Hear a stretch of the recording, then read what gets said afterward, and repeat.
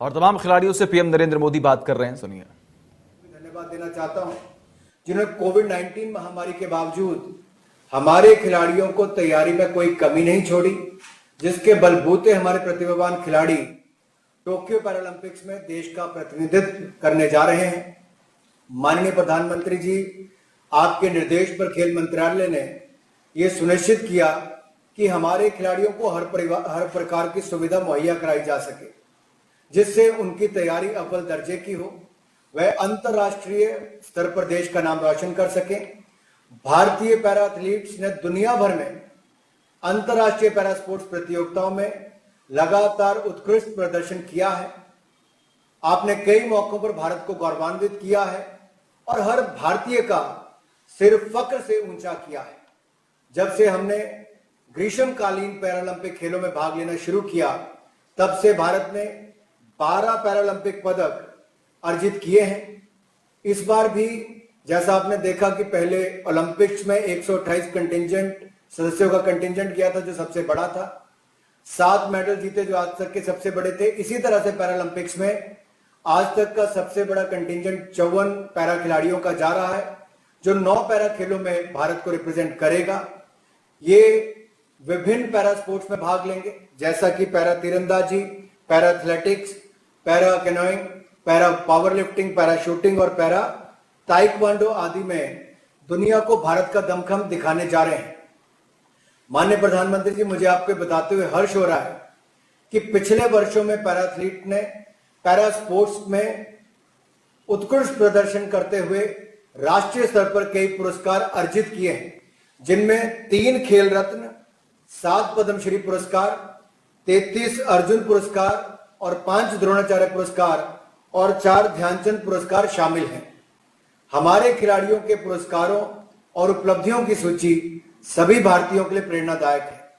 हमारे para athletes का दृढ़ संकल्प उनकी असाधारण मानवीय भावना को दर्शाता है, और जब वो संकल्प लेते हैं और अपना लक्ष्य निर्धारित करते हैं, तो कोई लक्ष्य बड़ा नहीं होता और कोई बाधा चुनौतीपूर्ण नहीं होती।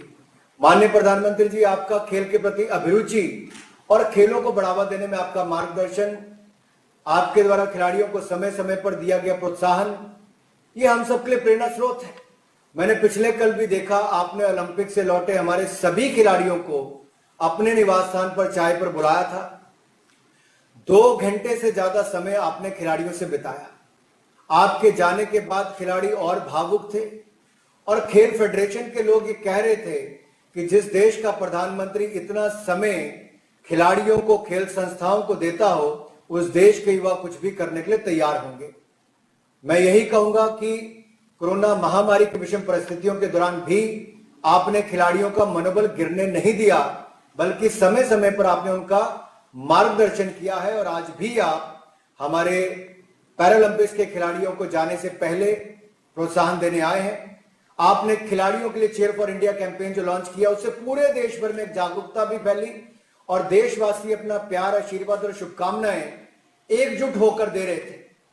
देश को पूरा जोड़ने का काम उसमें हुआ, चीयर फॉर इंडिया कैंपेन में भी, और आने के बाद भी ओलंपिक विनर्स को सबको पलकों में बैठाया। अंत में इतना ही कहता हुआ कि आपका सुदृढ़ मार्गदर्शन और देशवासियों की शुभकामनाएं लेकर हमारे खिलाड़ी पदक जीतने और देश की विजय पताका लहराने में अवश्य सफल होंगे। अंत में पैरा एथलीट भाइयों बहनों से यही कहना चाहूंगा, दिव्यांग नहीं, तुम दिव्यास्त्र हो, है यही सत्य देश ने माना। वो टोक्यो में भारत की जयकार, वही तिरंगा लहरा कर आना। एक बार फिर हमारे खिलाड़ियों का मनोबल बढ़ाने के लिए माननीय प्रधानमंत्री जी, आपका बहुत बहुत धन्यवाद, और सभी एथलीट्स को बहुत बहुत शुभकामनाएं, और उनके परिवारजनों को जिन्होंने उनको खेलने के लिए आगे बढ़ाया, आपका बहुत बहुत धन्यवाद। जय हिंद, जय भारत। अब मैं भारतीय पैरा ओलंपिक कमेटी की अध्यक्षता डॉक्टर दीपा मलिक जी से संबोधन करने का अनुरोध करता हूं।